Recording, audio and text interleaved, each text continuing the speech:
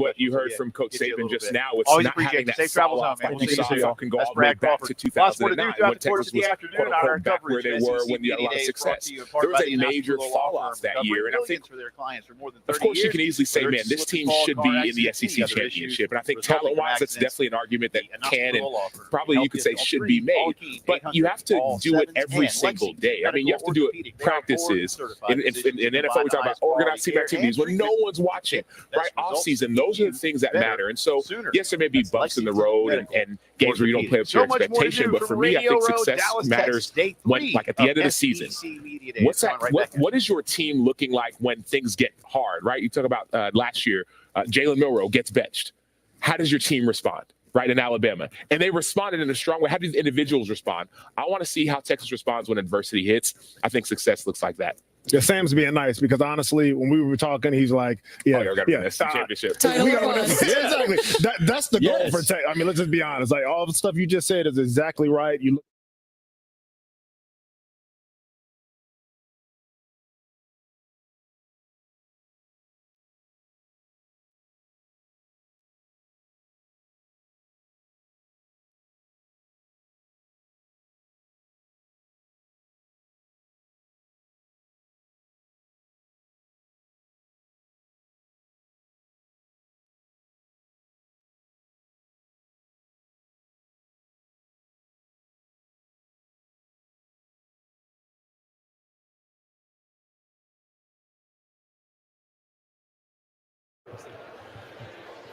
I don't know what the weather's like in Columbia right now. It's about to storm here in Dallas, Texas. But listen, the storms and other things don't prevent you from needing to do your yard work. And hey, if it rains, grass is going to grow. Time to go see Cato's Power Equipment. Do what I did. Go see Ben and Matt and the crew. And, just like a tailored suit, let them fit you into the power equipment that best suits your needs at your house. Whether it's, you want a push mower, walk behind mower, riding mower. You need a new trimmer, edger, blower, chainsaws, accessories, service. I mean, they're family owned. They've been doing it for more than 40 years now. 4012 West Beltline Boulevard is where they're located. Always a lot of great specials going on. And remember, whether you do it for yourself or you do it for a living, there's nobody better in the Columbia Metro than Cato's Power Equipment. Again, check them out online and learn more. CatosPowerEquipment.com, 4012 West Beltline Boulevard. Cato's Power Equipment.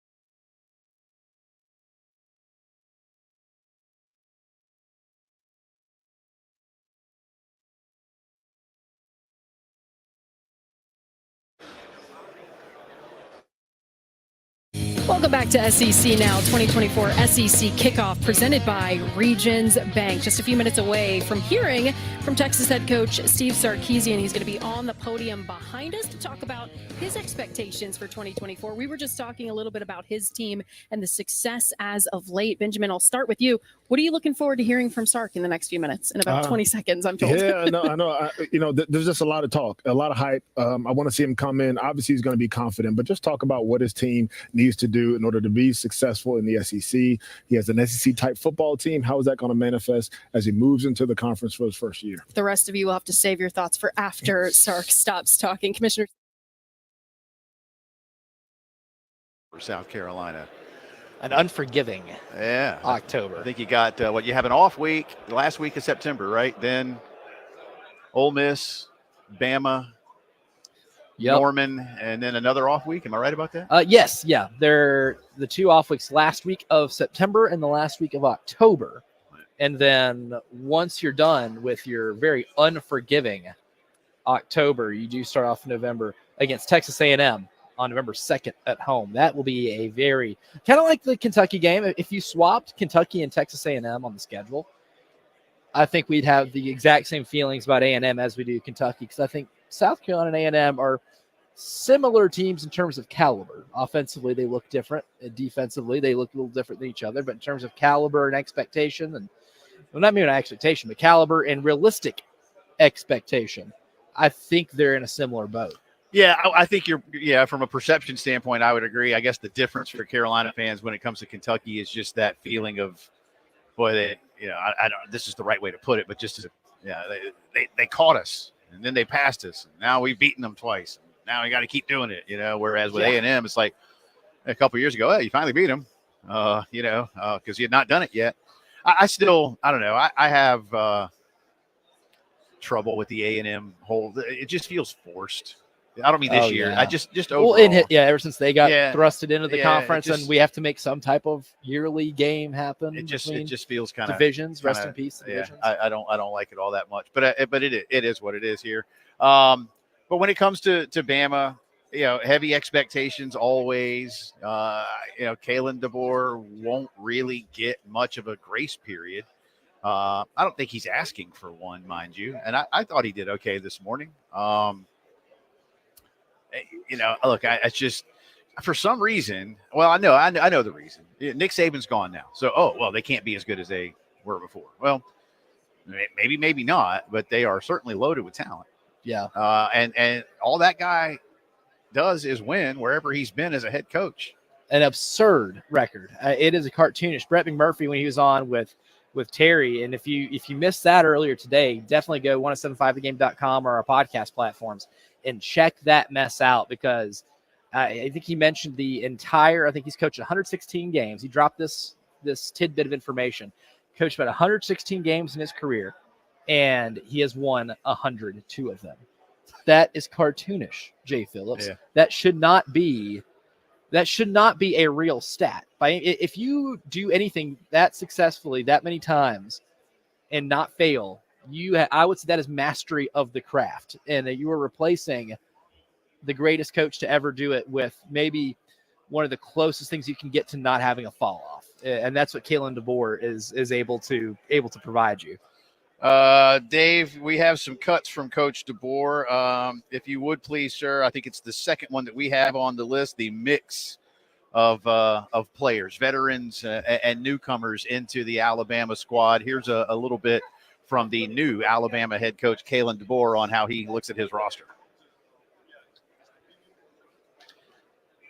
All right, Dave tells me he doesn't see the name of it. I have a cut, Dave. I love live radio. Mix of vets and new guys. Don't know what you have. 1:52, Dave.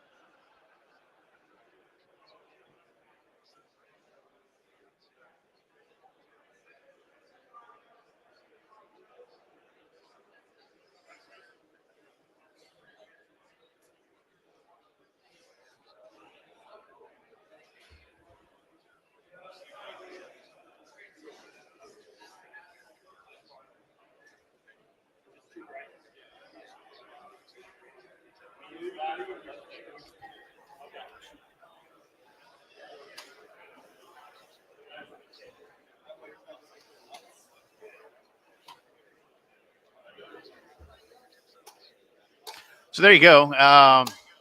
There's one expectation, right? That's what it is now. I mean, that's what Nick Saban built. You're not always going to win the national championship, but that is absolutely what will be expected. Like I said, no grace period.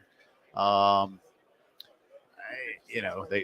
get Georgia at home, so that's going to be a big help for them.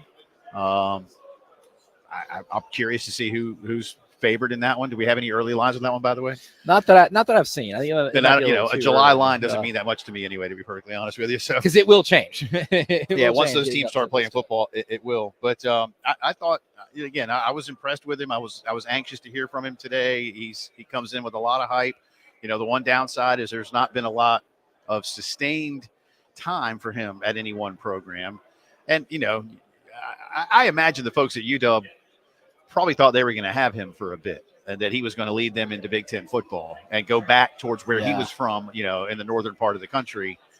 And instead, Nick Saban decided to throw a big wrench in the plan. I think, that's what makes his rise so meteoric, because he's right place, right time, winning at the right places at the right times, right? I mean, we're talking about a guy who one of the best NAIA coaches in history, immediately fast-tracking to the NCAA Division I, immediately fast-tracking into the Power Five, the artist formerly known as the Power Five, and then immediately fast-tracking even faster into following up Nick Saban, who's the greatest to ever do it. Oh, and we talk about how much he wins. Greg Sankey did drop a nice fun tidbit. He hit over 500 when he was an NAIA baseball player. Wow. Hit over 500. That's pretty good. Collecting a hit every 2 at-bats. Yeah, that's pretty good. That the guy, it seems as if Kalen DeBoer is just one of those people, we all know him, that no matter what they do it better than you, and there's nothing you can do about it. So the fact that we have this guy taking over after Nick Saban is one of the more interesting dynamics of coach and school and program that currently exists in this conference. We'll have more from Kalen DeBoer throughout the afternoon. Texas, Florida, Mississippi State, the others on the agenda today.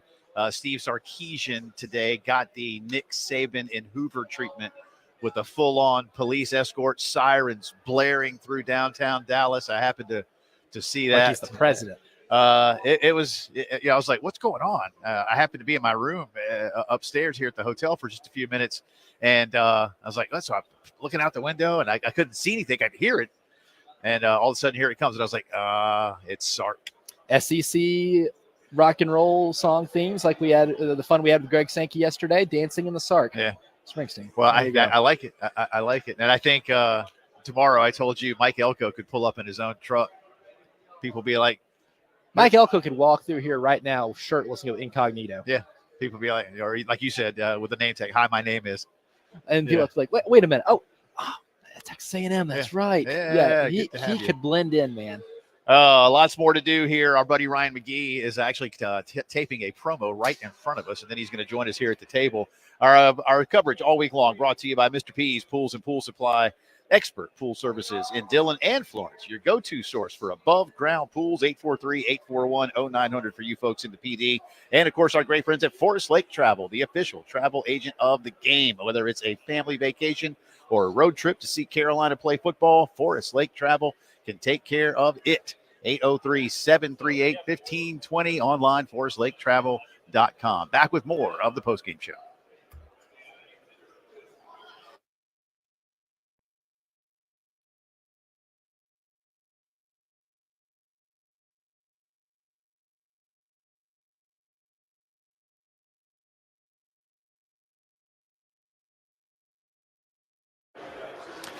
Guys, when you don't feel good, they don't just sit around going, it'll be fine.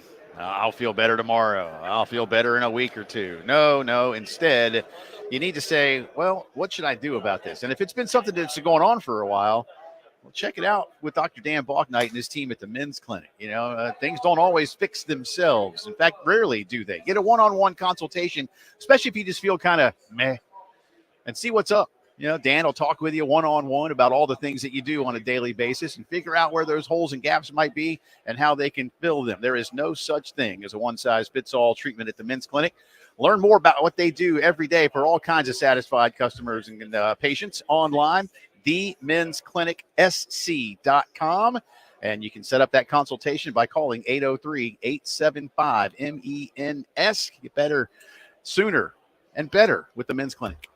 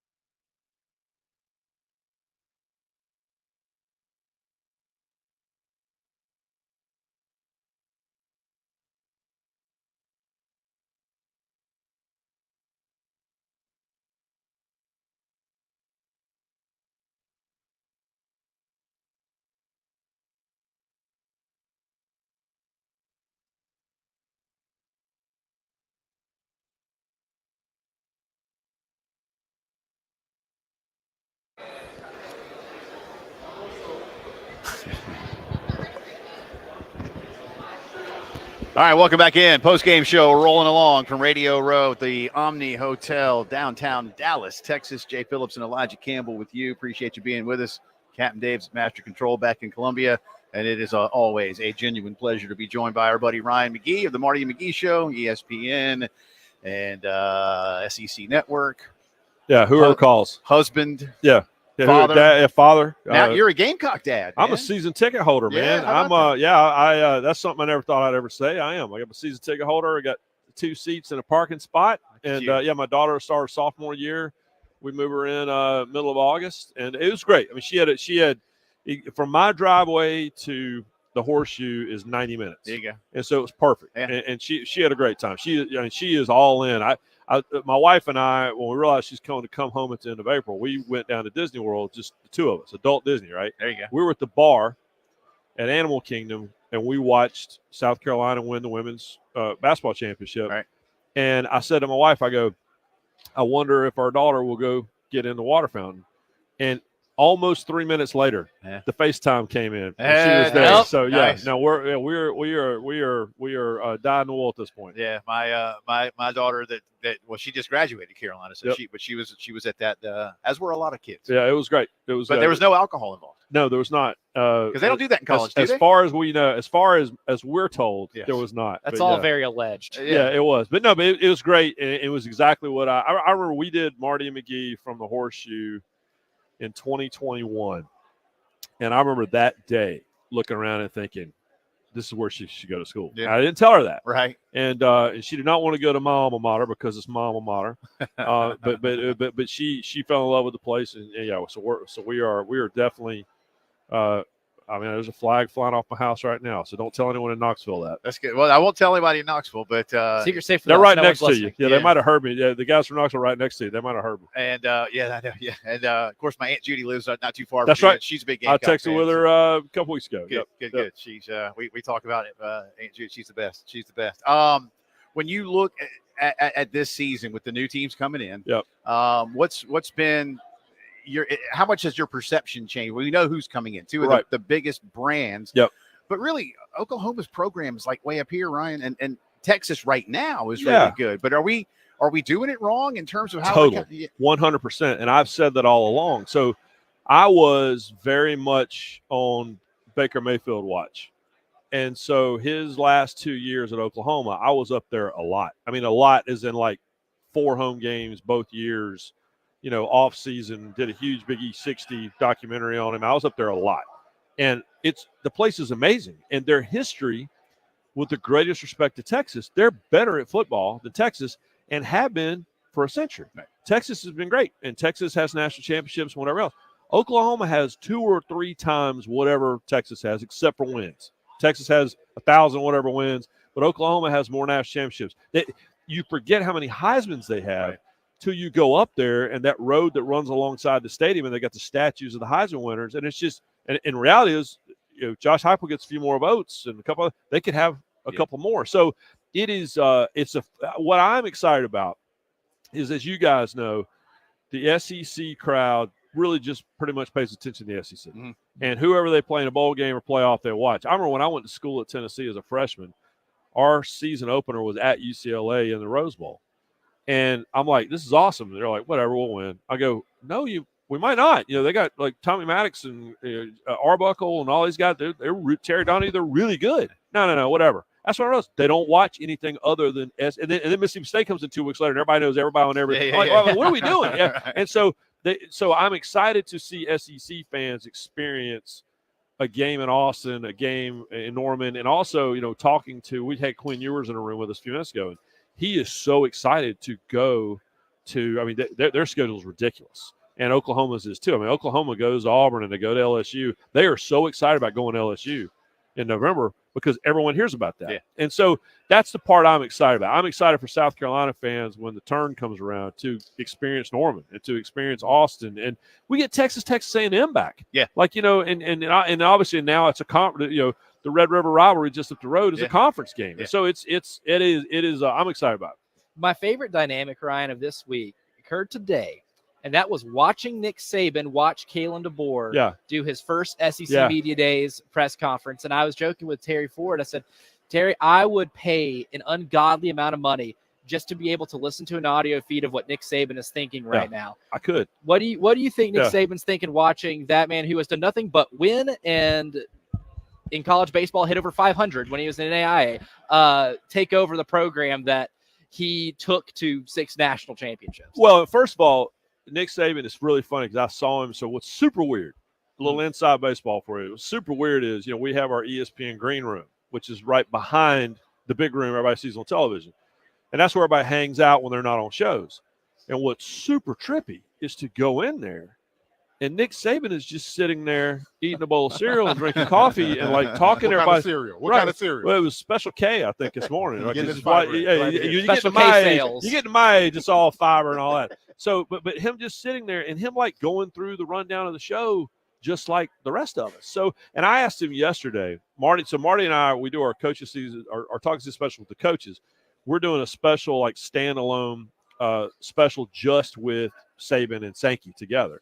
And one of the things that Saban said to us yesterday was he said he's shocked at how different his perspective is in such a short period of time. And he said he actually feels better about college sports now that he's on the outside 30,000 foot as opposed to having to live NIL and all that stuff day to day. So, but yeah, to your point, it's been a really bizarre experience. And like Jalen Milroe talking about how excited he was to see him and like interrupted one of his TV segments to go over and hug him. And I'm not sure, but one of the players today said, because he heard that that I guess Saban had picked Texas and Georgia to play for the conference, and one of his former players said, "Yeah, he goes, I don't listen to guys, who just play golf all day and talk about football." Yeah, he said, Coach used to tell us, don't listen to the guy in his mom's basement writing columns. And he said, I'm not going to listen to the guy who just plays golf all day. So it is a through the looking glass deal for sure. It is fun. Ryan McGee with us here on our radio row table, day 3 of SEC Media Days. Elijah mentioned, or you mentioned, we get A&M and Texas back, and Elijah gave the yes. Thank God. But I want to take you to I want the Ryan McGee perception of what's going on with Clemson and FSU, and the, I don't want you to sit here and talk politics, right? But I've said before many years ago, hey, if Clemson was in the SEC, Carolina Clemson is, like the Iron Bowl or the Egg Bowl. There's a lot more on it. And both fan bases back then, Ryan, maybe 10 years ago, were like, that's crazy. We don't want to do that. Right. Now it feels like Clemson's just clamoring to get in. FSU, though, my words, not yours, acting like a petulant child. Yeah. But what are we looking at here? I don't know where they think they're going to go. That's my only concern, my only question. No one, Florida State's phone is not ringing. I've talked to people in every conference. And I what I say all the time about realignment is it's when you learn who you really are. Everyone thinks they know who they are, but you really learn who you actually are when realignment happens. I always go back to a long time ago, we thought that Texas and Oklahoma were going to the Pac-12. Done deal. Ask Matt Brown. That was a done deal. Right. And I remember going to Kansas, and I didn't know Bill Self at all.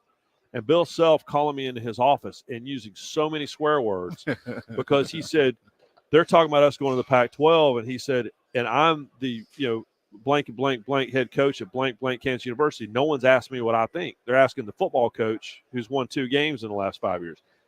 He learned who he was in this whole thing. Yeah. And so that's where feelings get hurt. I don't know who's calling Florida State. I don't. And Clemson's problem is you guys know this, what drives realignment is, what areas do we not already have? I mean, is Ray Tanner and his board of trustees in South Carolina going to go, oh, yeah, Clemson would be great. Let's have them in the conference. Right. Not a chance. And the same at UF, right? Exactly. Florida don't want Florida State. Why would you want them? And SEC doesn't need them. It's just like SEC doesn't need Miami. It's just you have the state of Florida. You have the brand, with respect to the other schools. You have like UCF, when they were just winning 11 games a year and when Heupel was there, and we would talk about it. But why Orlando market's great, but I have the Orlando market with the Gators. So that's the thing. That's why a Virginia, that's why a North Carolina, it's very important to Sankey that they keep adding pieces to the map that are already connected. Right. He wants to have the Southeastern Conference. And so go get markets you don't have. But that being said, having the Palmetto Bowl on the SEC schedule would be ridiculous. It'd be cool. It would be so cool. I get it. And I think things have changed here. Dave, I heard Dave, I'm going to run one more for Ryan before I get him out of here because he's got to go. Langston is here with us. He's been feeding us all week because he lives here now 12 years. Oh, no. Whatever. It's like the Birds, like the Hitchcock movie. You see all the dudes start showing up back here. Oh, yeah. But you're a food guy too. What's Ryan McGee's favorite food so far? You've probably been to Dallas a bunch, but have you had anything big time? So there's when I land in Dallas, there's a place in Euless, which is kind of near the airport, called Hard 8, and it's the barbecue joint that looks like they should shut it down. Like there's no way to help you, but you know what I'm talking about. And so when I come from the airport and I have a car, that's where I go. I've not been on this trip because here's the problem with this week for me is we have all these dinners we have to go to. Yeah. And so I have to go wherever they tell me I have to go. And typically it's like, I'm like, who's picking these places? But yeah, the point is I love being I've tried to cook brisket so many times on my own. Can't do it. Don't do it. There's so many people that have dedicated their lives to it. You Right. went to college. Yep. This guy dedicated Yep. his backyard in a barrel to Yeah. making great brisket. And Yeah. I'm not going to deprive this I'm not man going of to doing do it. that. And I will pay this man for 100%. I met Rodney Scott in Yes. Nashville. He's got a deal at Chiefs now, which Marty owns the toilet paper at Chiefs. He's an investor at Chiefs. We were there for the CMA Fest. I finally got to meet Rodney, and who's of course a Carolina legend. Yeah, He's not a Tennessee legend, but I finally got to meet him and thank him because the guys that dedicate their lives to it have made my life great. And I tried to dedicate my life to it, and I ain't any good at it. I burned up a whole bunch of expensive meats. Oh, dude, I ruined my backyard. That's like football. Let the DBs be DBs and let me just be a fan. That's it. I'm stealing that. No, exactly right. Always appreciate you. I know you got a lot of stuff to go Yeah, do. you're all We'll the see you in best. Columbia. Come to, I know no. you're busy on the weekends, but come by and say hey next time you're in town. Yep. And best to the daughter. I appreciate And it. When they have a night game. I mean, I made it to like 3 or 4 games last year Yeah. because we come back from wherever we were in the morning, and typically I can be in Williams-Brice by the evening. So when there's a night game, there's a pretty good chance. If she wants to come do something with us, we're like 3 blocks from the Horseshoe. Okay. She can just come straight down All right. Sumter Street. Well, We're she has right a there. radio show, WUSC. Sweet. So she's Hey. Awesome. Excellent. I told her you might not want to be a broadcaster, but she seems to enjoy it. Well, so. she wants to come do something with us. Let her Okay. know. I'll do it. ESPN McGee to follow along. Of course, Marty McGee on the SEC Network and all of the great work that Ryan does on a regular basis. Thanks, dude. Appreciate it, boys. All right, lots more to do from Radio Row in Dallas.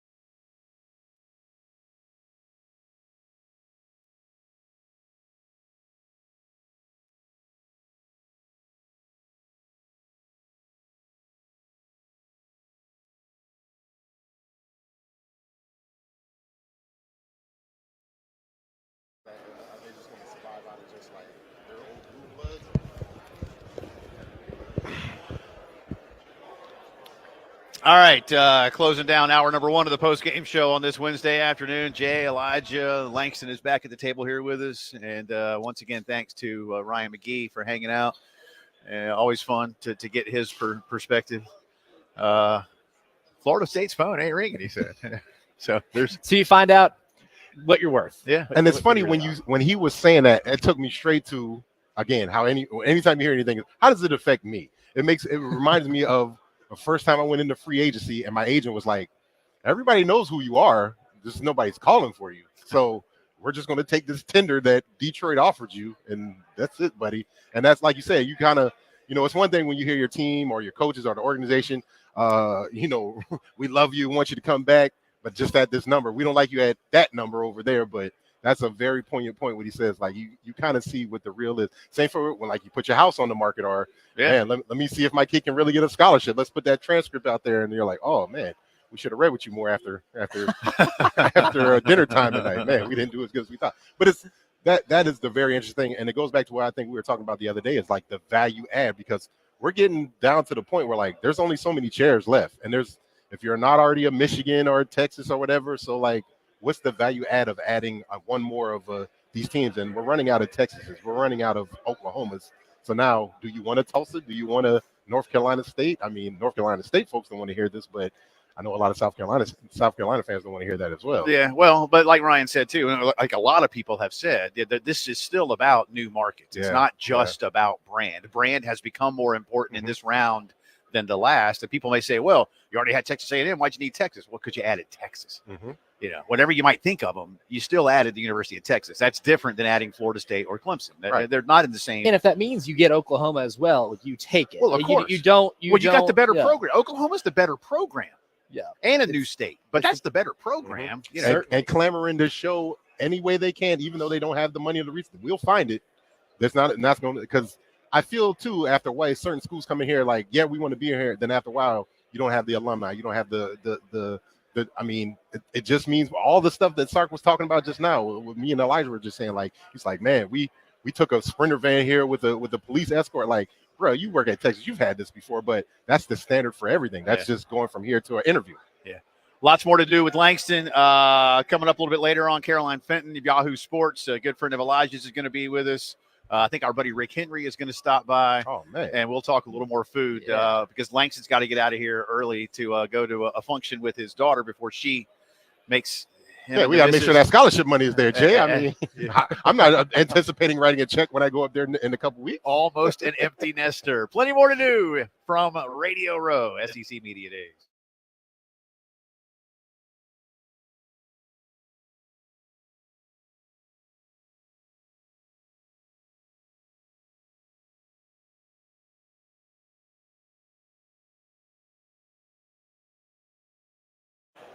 Guys, I like to remind you, when you don't feel right, you need to get something done, right? But too often, guys won't go to the doctor when they're feeling a little bit off, whether it's because they can tough it out. I'll be fine.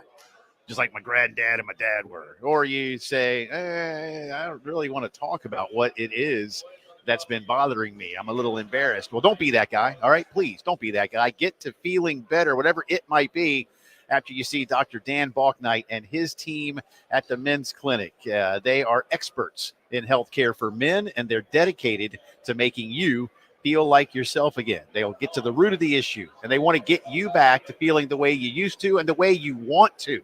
803-875-MENS is the phone number. Set up a consultation and learn more about what they do all the time when you log on to themensclinicsc.com. Feel better. Dan Balknight and the Men's Clinic.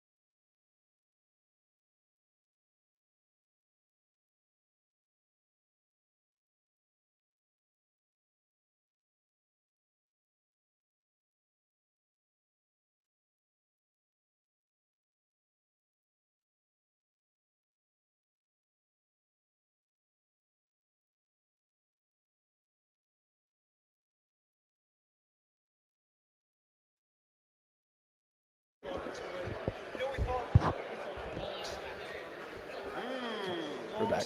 Andy, you got a minute now? Sit right here. Sit here. Hour number 2, the post-game show. Live radio. Setting some folks up here. Looks like Andy Staples coming by. It does look like Andy Staples. You know why? Because it is. It's Andy Staples. We can't confirm. Is this Andy Staples? Tis I. Is Andy Staples in the room with us? Yeah, there you go. I believe he is. Hour 2. You already fed me. Yeah. So. Oh, well. Yeah. Well, Langston fed you. But I thought about you. Well, I told you yesterday. And you were busy. Well, I've but he been brought watching because our setup is right in front of yours. And so he brought the pizzas over a couple days ago. It was tacos yesterday. Yep. And he brings 2 tins of barbecue. From two different places. Right. Not just one spot. Right. 2 spots that are very in demand places, Terry Black's and Pecan Lodge. So it's impressive. I appreciate you guys not slapping my hand away when I went for the in piece of brisket from Terry Black's, because that was that was heavenly. I do love a good burn in, and this stuff has been.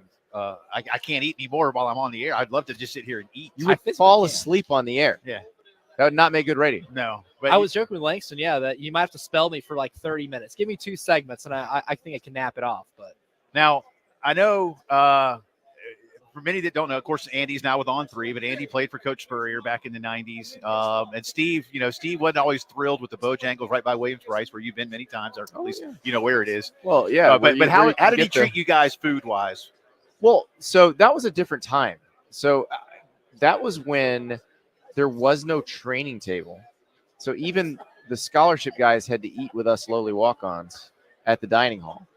And so it wasn't what it is now. Like, it's so funny because, like, when I'm at these schools, when I visit, half the time they're catering in something, or they have this incredible spread for the athletes where it's, you could get steak every day, and it was not like that back then. Now, they did open a dining hall my freshman year at Florida for everybody that was the closest to the stadium, and so that's where everybody ate after football practice. And for the first 2 weeks, they were bringing all the big-time muckety-mucks from the university through, and the food was amazing. And then they stopped, and the quality plummeted. So bring the VIPs in. I will say, though, like, bowl practice my freshman year, when all the other students had gone home, that was awesome. That was the first time I'd ever walked into a room and just seen the giant heat bags of Chick-fil-A biscuits. Yeah. And I'm just like, That's how I felt when the Gamecocks played in the Peach Bowl, obviously sponsored by Chick-fil-A. And our show, the pregame show, started 4 hours before the press box. And all the Chick-fil-A sandwiches you could eat. And mountains of nuggets. Yeah. I mean, just mountains of nuggets when you cover a Peach Bowl. I had like 3 of them, right? I was like, they're here. I have to. And then I had another one at halftime. I was like, what the hell? I'm here, so I get it. All right, we talked a lot of food. Let's get into a little football. I want to get a little bit from Carolina, and then I want you to just some perception on a few things here. One question, I've like you, I've done a lot of things up and down the road this week, and everybody out of the market has asked me if I think Shane Beamer's on the hot seat. I tell them no. I say everybody's seat is warm in this conference because that's the nature of the beast. Right. The year Dan Mullen got fired, nobody would have ever imagined it going into the season. So a warm seat is one thing because again that's the job, but I tell people like locally, no. Look, if the whole thing just implodes upon itself, then you've got a whole different set of problems. Otherwise, I think this time around, Ray Tanner's going to be a little more patient. But how do you feel about it? And B, why do you think that is the perception after just 1 5-7 season? Because you're not supposed to go backward. Right? It's the same thing with Billy Napier at Florida. Like, you're supposed to move forward and then have a good, what you're building to. And so that it happened out of order, and that's why people are. But I think, the 8-5 season before that offers a little bit of grace. Whereas, like, Billy Napier had a 6-7 season before his 5-7 season. And I think if you show growth, there's no problem. But I'm with you. It doesn't sound like there's a real issue with Beamer, that as long as they're making progress, everything's fine. Like, it would have to be a complete backslide, complete disaster situation for there to be a problem. Right. And mentioned Billy Napier. I think he might have one of the hardest jobs to gauge this year because that seat warming up, it's going to be a hard season judge because that schedule is just such a grind. The SEC slate alone but here's the is question. brutal, but the non-cons. What's your job at the University of Florida? And it's to win more than 5 football games. Right. To win what specifically? I'd say win the SEC in the national title. To win the national championship. There's 8 schools in the SEC where your job is to win the national championship. And if you're going 5-7, you're not close to accomplishing your job. And so he's got to get closer to accomplishing. And you can say, well, the schedule's okay. So what? You're supposed to be able to beat those teams because you're supposed to be able to win the national championship. And fairly or unfairly, those are the expectations at those particular. So I did the list of those schools. South Carolina's not one of them. Right. So Shane Beamer's probably glad for that right now. Right. South Carolina was getting there. Steve Spurrier spoiled them for a little bit, but now they're a little bit back, more realistic. Florida's not realistic yet. And I don't know when they ever are going to be. But Alabama, Georgia, Tennessee, Texas, Oklahoma, LSU, Auburn, Florida. Yeah. Those are the places where fairly or unfairly your job is to win the national title. Yeah. And like Josh Heupel, he didn't win the national title, but he appears to be moving in a more positive direction than any Tennessee coach in recent memory. So as long as he's doing that, he's in good shape. Now, you do well enough for long enough, but don't get over the hump, you become Mark Richt.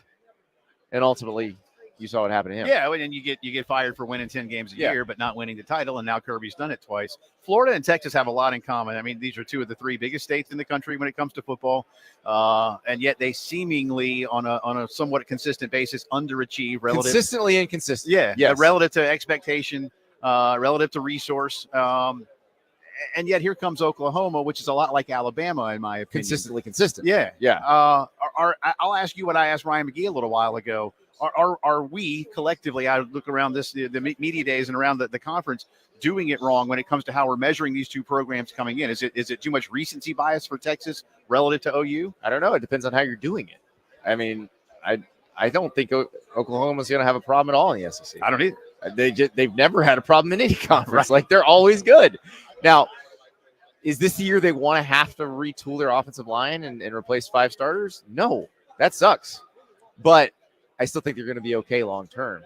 Texas probably in the immediate present probably comes in a little better equipped. But that could change between this year and next. You know, it could be that Jackson Arnold is amazing and Oklahoma comes into next season with the Heisman Trophy favorite. You know, it's entirely possible that we're talking about Oklahoma in a very different way next season. Texas, we've not seen them perform consistently since the height of the Mac Brown era. So we're now 15 years removed from Texas being a consistent winner. So they're going to have to show us that they can win consistently again. But I tell you what, the way Steve Sarkisian has done it, I think it's possible that they can sustain this a little bit because they brought in a lot of talent, especially on the line of scrimmage, but they've developed that talent. Like, Texas didn't make NFL players for a while. It was the weirdest thing. Like, they input 4-star recruits and 5-star recruits, and nothing would come out on draft day. Well, a lot came out on draft day last time. They've got a bunch of guys that are going to get drafted after this season. They've got a bunch of younger guys that will be drafted after the 2025 season, after the 26. Like, so you see now where the path is and how they can have a team that should be competitive with not just with Oklahoma, but with Alabama, with Georgia, with Ole Miss, with LSU. In terms of Oklahoma and this season specifically, they're in a position I think a lot of other SEC teams are, South Carolina being one of them, where you have kind of a question mark at quarterback. You have a very talented quarterback. Everybody raves about the quarterback, but there's a very small. I don't think Oklahoma size. has a question mark at quarterback because if you had any questions about Jackson Arnold, you don't let Dylan Gabriel walk. Certainly, yeah. But I meant like in terms of like proven product over a course of entire football season. It's a small sample size, right? Yeah. Like Lenore Sellers maybe on the smaller end of that. He's only thrown 4 passes all against Furman.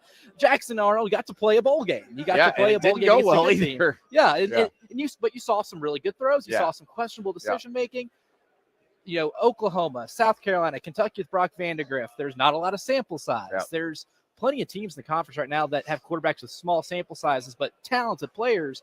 Which one of those do you think probably feels the most confident in that quarterback? LSU and Garrett Nussmeier.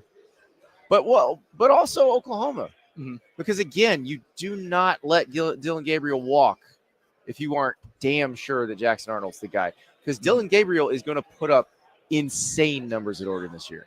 And it's interesting because I worry that puts pressure on Jackson Arnold. It shouldn't, but it will, because he'll inevitably be compared to what Dylan Gabriel's doing. But Dylan Gabriel's in a different situation.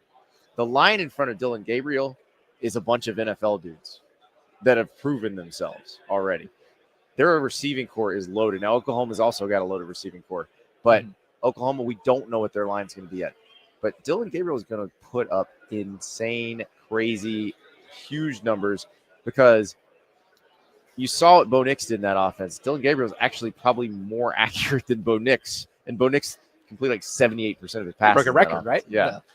Talking to Andy Staples of On 3 Sports, covering college football on the national level, and of course does you do the show every day now, don't you? At 8 o'clock in the morning. Every day. Every day. Whether I need it or not. Yeah, there you go.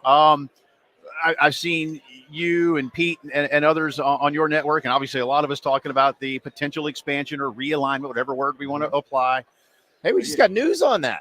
We're going to get to see the ACC TV contracts. Is that good or bad? I have no idea. I don't either. All I know is they've been trying really hard to keep them a secret. Yeah. So the ESPN contracts from 2010, 2012, 2016, and 2020, I think there's something for 21 that they are going to turn them over to the Florida Attorney General's office, and the AG's office is going to release them to the public. Yeah. So there you go. Okay, even that. See, FSU fighting to get that done. Yep. Fighting against, we can say ESPN, but they're fighting against Disney. And that's they've already been doing that. Yeah, Disney doesn't want those contracts out there. And does Disney want to work with Florida State if this is what's happening? I mean, or will Disney not care? Oh, they won't care. They understand this is an issue between Florida State and the ACC. So now I think Florida State ideally would like to be in a situation where it doesn't work with Disney because they're working with Fox and NBC and CBS because they want to go to the Big Ten. Right. But does the Big Ten want Florida State? I have no idea. I know if Fox is truly running the Big Ten, like it kind of sounds like they are, I would want them. I would want Clemson too. Because if you look at this event and these teams and all these games we've been talking about, who has the better football product, the SEC or the Big Ten right now? The SEC. It's not close. Yeah. The SEC's is much better. Yeah. But if you could somehow sprinkle a bunch of Florida State games and a bunch of Clemson games over the Big Ten Big Ten schedule, it gets a lot better. It gets to be a more appealing, more compelling product. Still probably doesn't match the appeal of the 16. But isn't that what Oregon and Southern Cal are for? Well, but why not? Well, I get more. But at some point, where does remember it they weren't going to take Oregon and Washington until they took them. Right. So, like when they show up in the discount bid, and you're like, wait, we got a lot of chum at the bottom of our conference. We could get some elite programs. Let's go. And they're coming in at 50 cents on the dollar, I think, as it was described. Yeah, and I don't know that Florida State and Clemson would be able to afford to do that if they have to buy their way out of the ACC. But all of that remains to get hammered out. But I think it's going to get figured out. It has to. I just can't imagine Clemson, Florida State, and the ACC going to trial on this. Because here's the thing. Of the potential outcomes, let's say Clemson and Florida State lose their respective cases. That means they're stuck in the ACC till 2036. That is not what they want, but it doesn't mean they would shut down the athletic department tomorrow if that's what happened. Right. Like, they could live with it. Life would go on. If the ACC loses in court at trial, the ACC is over. It's gone. Like, you can appeal, but in the time it would take to appeal, the conference would fall apart. Yeah. So they can't go to trial. If there's a non-zero chance that they might lose, they cannot go to trial. And it seems like any kind of settlement isn't to try to keep the conference together with Clemson and Florida State. No, it's to get a pile of cash for who's left after Clemson, Florida State, North Carolina, I keep questioning why they don't work harder to keep the conference alive after seeing the demise of the Pac-12, but I suppose that ship has sailed. Well, they are working hard to keep the conference alive. I mean, Clemson and Florida State. But they don't want to No, live it. They don't want to be in that conference. That's what I'm saying. They don't want to. They don't care if it lives or dies. Right. Which is interesting to me, but that's the nature of the beast. Good stuff as always. Make sure you grab a little something else before you get out of here. Oh, I'm stuffed, and they brought the cookies out too. I know, right? And this is tough. Yeah. Cookies and the milk. Look at that. Yes, there's and it's regular milk and chocolate milk, which is a great touch. It is. It's been good. Andy, always good to see you, man. We'll talk to you during the season. Appreciate you. Thank you, Jay. All right, lots more to do here from Radio Row. Our program brought to you by our great friends at Forest Lake Travel, 738-1520 at home for all of your travel needs, whether it's the vacation, business, or going to a ball game. Call Daisy Miller and her team at Forest Lake Travel. And Lawyer Lisa, offering estate planning, elder care, and probate. They spend their days and nights worrying about your future, so you don't have to. Online, lawyerlisa.com. This is the Postgame Show.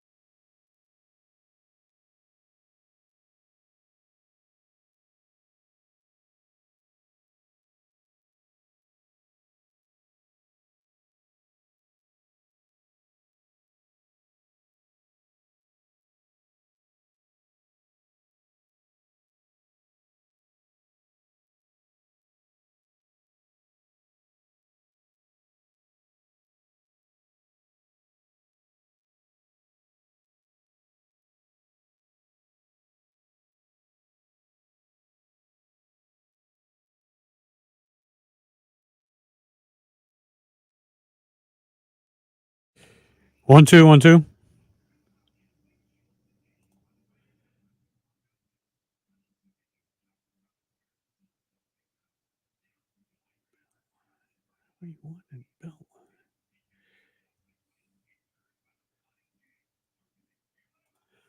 From the WIS TV Traffic Center, a wreck at Two Notch Road at Bell's Line. Also a wreck, Lake Murray Boulevard at I-26.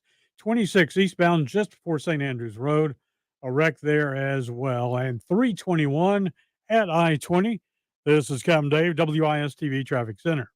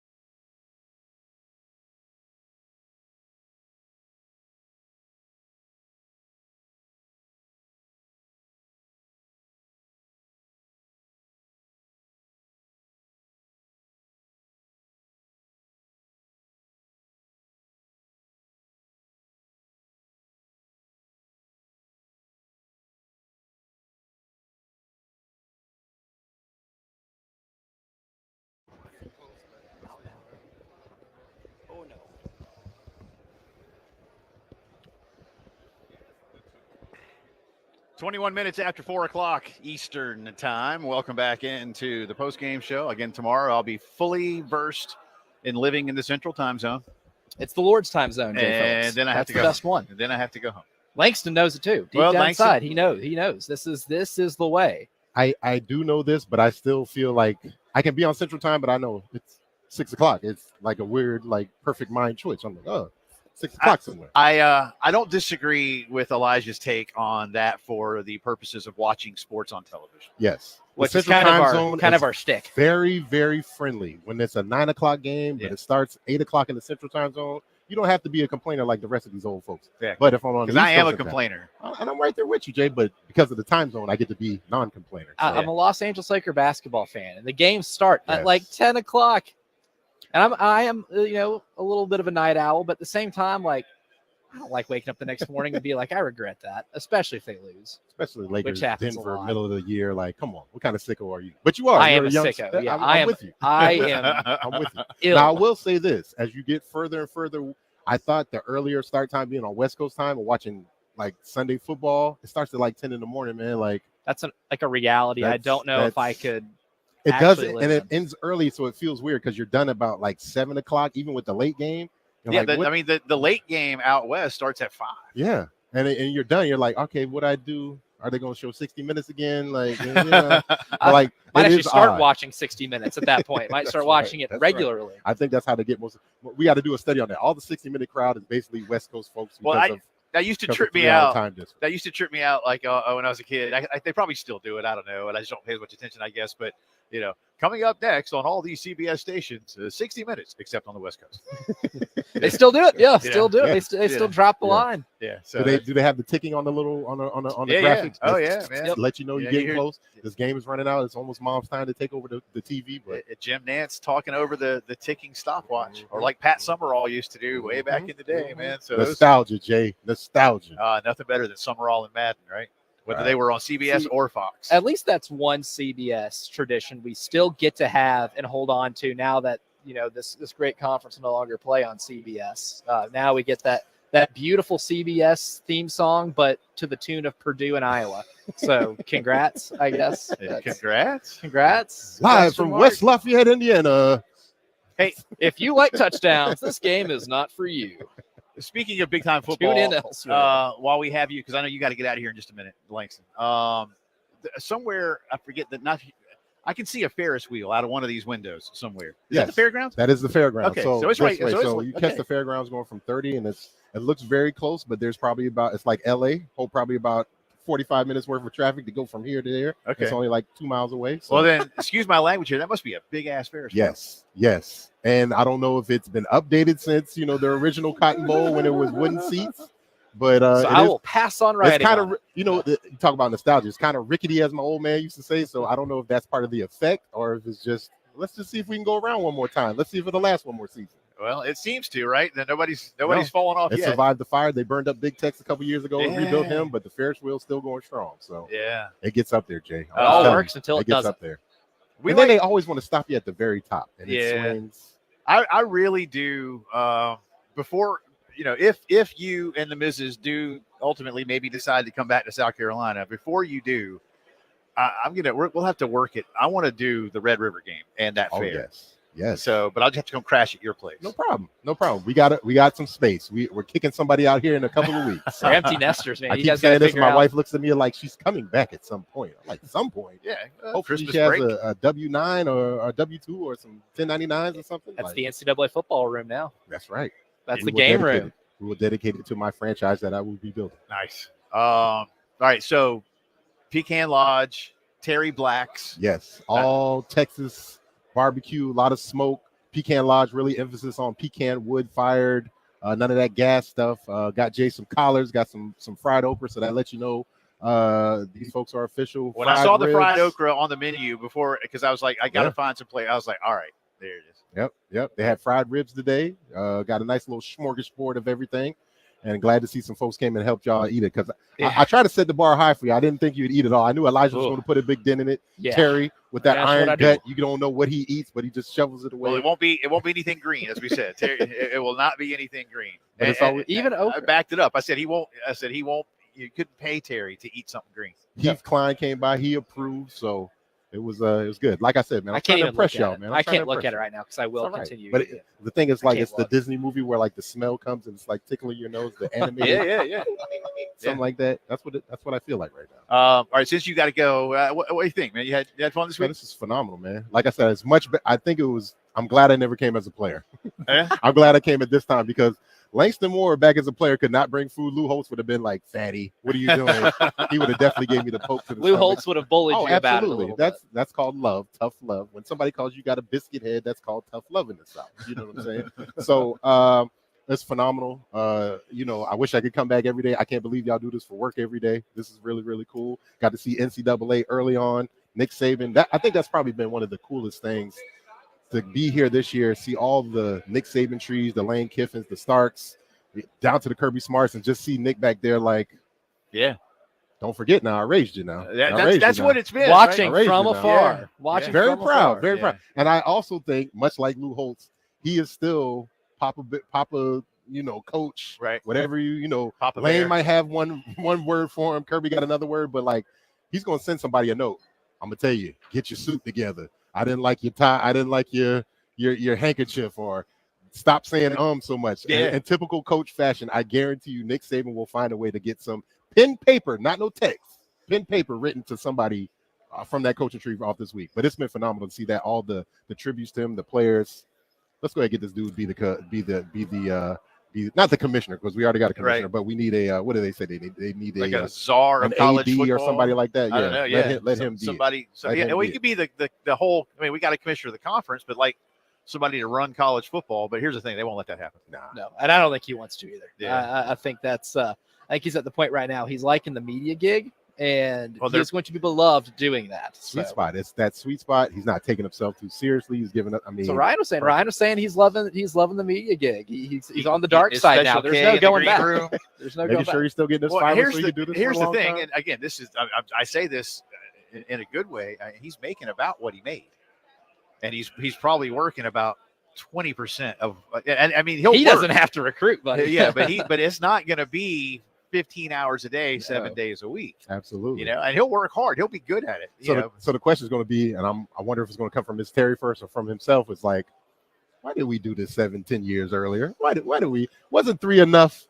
Wasn't 2 championships? Wasn't that enough? Well, it's funny because Kirby talks about his wife loves to travel. Like Kirby, all he wants to do is watch film and recruit, and that's all Nick was doing. But yeah, it'll be Miss Terry and Nick. I want to go to, wherever. Like what did Kirby said that Mrs. Smart She went to Amsterdam for Taylor Taylor Swift Yeah. concert. Yep. Yeah. Oh my goodness! While Kirby is in like Jackson, Mississippi, at a little league tournament. Staying at the Spring Hill Suites, your finest waffles, sir.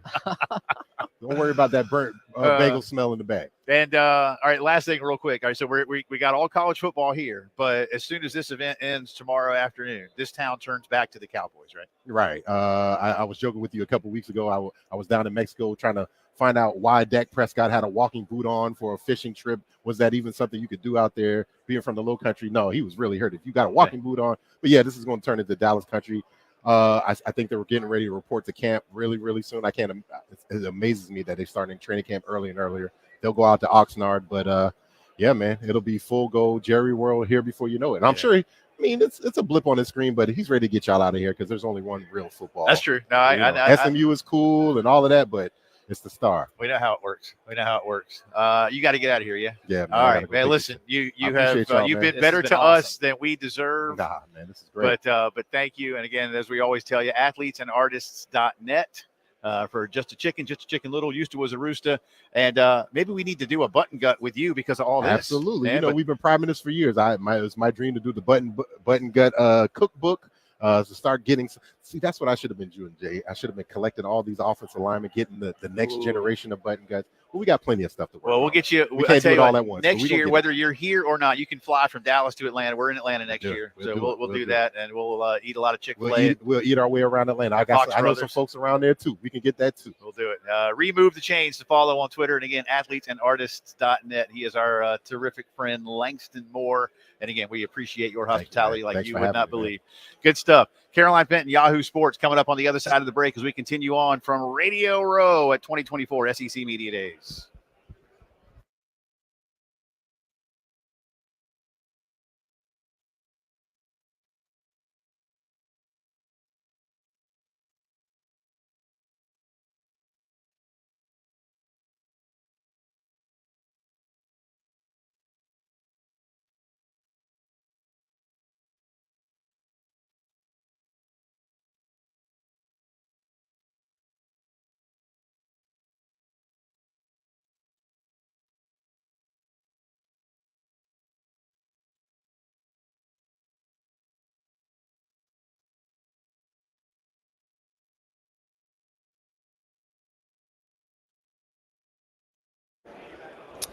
all this talk about the barbecue we've been eating, all the good food that our friend Langston Moore has gotten us here at SEC Media Days. And you know what? I'm not sweating putting on too much weight because I know I can lose it because my friends at Columbia Secret for Weight Loss. Look, I've first came to them back a few months ago, wanting to lose 15 to 20 pounds, and they helped me do it. They helped me keep it off, and they teach me how to splurge. Splurging's okay. They teach you how to do it responsibly without breaking the good habits that they help coach you and help develop into you to keep the results the results. My friends Paul Grant and Shaylin at Columbia Secret for Weight Loss have done wonders for me, and they did it without any shots, without any pills, just great coaching and a lifestyle change that can be sustainable for you. If that sounds interesting to you and you want to learn the secret of losing up to 1 pound of unhealthy fat per day and start your own success story like myself, give them a call, 803-824-4210. Again, 803-824-4210.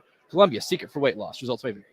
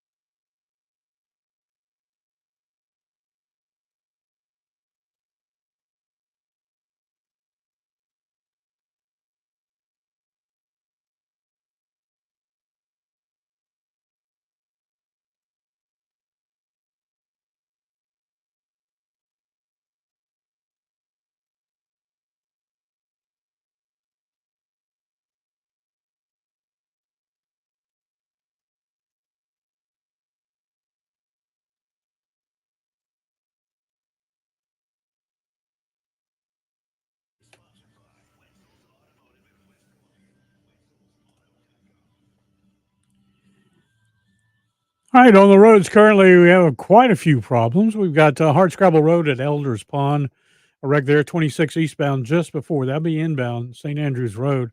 Old Cherokee at Belfry, and South Beltline Boulevard at Rosewood Drive. Then we have 321 at I-20 with a wreck there as well. From the WIS TV Traffic Center, it's Captain Dave.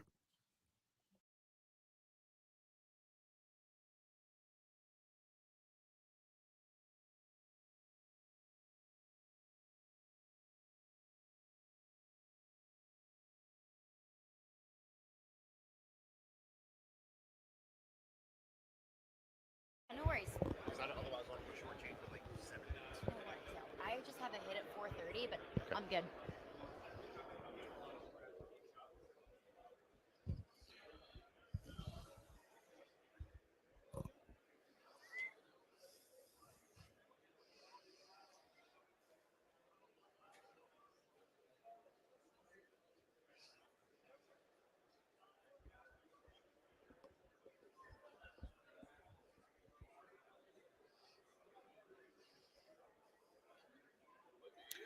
Also brought to you in part by our good friends at TEC Equipment Rental, your local Takeuchi dealer. Check them out at tecrental.com.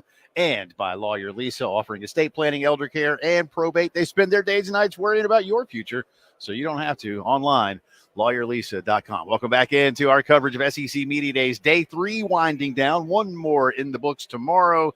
And then we head back to the capital city. And speaking of capital cities, Nashville's one, just like Columbia. That is. That's where Caroline Big Fenton capital lives, city. a good friend of Elijah's, and she joins us at the table now with Yahoo Sports, doing all kinds of things for them. How you doing? I'm good. It's such a fun week. And I think you start to feel it after Wednesday, the lack of sleep and the amount of coffee that you drink this week. But Elijah and I were talking about this at the break. It's been so fun to see SEC Media Days evolve as you add Texas and Oklahoma into the mix. It's truly, it's a spectacle. It's not just a couple of days of interviews here and there. It is a spectacle in the college football world. What has stood out to you when it comes to the expansion? Obviously, this is a terrific venue, but when it comes to the vibe around the conference now, what are you getting from folks that you do a bunch of these all across the conference, especially as it relates obviously to OU and Texas coming in? Two things. One thing that stood out to me in particular was the fact that it doesn't feel weird that Texas and OU are here. Right. Frankly, at least to me, it just feels like, okay, cool, it's time. This has been in the works for the last 3 years. It was at Media Days in 2021 when it was leaked that Texas and Oklahoma would join the SEC. And at that point, it was like, what? I can't believe it. This is crazy. College football is changing. Fast forward to now, we're in Dallas. Texas and OU are here. There's a massive media conglomerate at Quinn Ewers' press conference, and it doesn't feel weird. It just feels like Texas and OU are supposed to be here. Yeah. They fit culturally. The football programs feel like they're in the caliber of an SEC football program. So it doesn't feel so strange and so weird that the SEC is in fact expanding to 16. I think the second thing, if you want to look at it from more of a football landscape, I think everybody is expecting Texas to be very good. Is that college national championship? I think we all assume that Texas is going to be a playoff contender, but a national championship contender, an SEC championship contender. I don't think anyone really knows what to think of Oklahoma, that Oklahoma kind of falls into this group in the SEC with Texas A&M, with Tennessee, with LSU, with Missouri, with teams that have very high ceilings, but also could potentially have very low floors.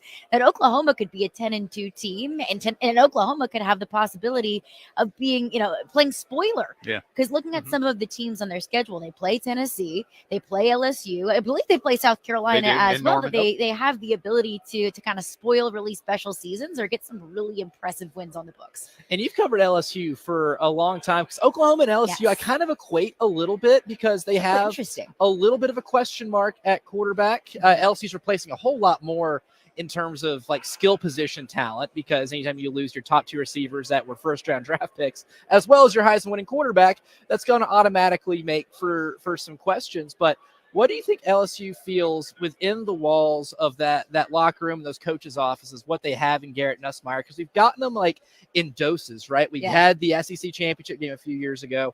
He, like Jackson Arnold, got to play in the bowl game, which in the year of our Lord 2023 and 2024, we don't know what you can actually get from certain bowl games. What do you think LSU has, or what they feel like they have in Garrett Nussmeier? I think they feel as confident in an incoming starter, a first-time starter, as you could feel.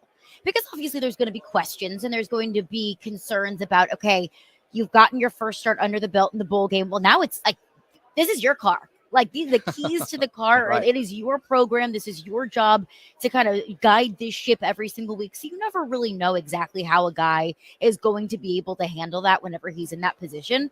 Garrett Nussmeier has been at LSU for the last 3 years. He's played in an SEC championship game against one of the best defenses I've ever seen in college football in Georgia in 2022. He's gotten some work. He's been behind Jaden Daniels for the last 2 years. He's been able to learn from osmosis how to work, how to prepare. That's one thing about Jaden Daniels that I don't know if people understand enough or know enough, is just his commitment to preparation and watching film and putting in the work behind the scenes.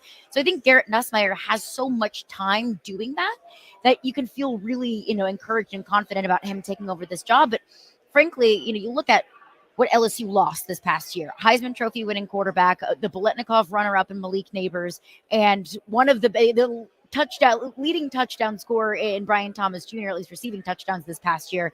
You might think there's so many questions about LSU offensively, and of course there are, but frankly, I think there are more questions defensively for LSU. One of the worst defenses in college football last year. Like, statistically, the worst defense in LSU history last year.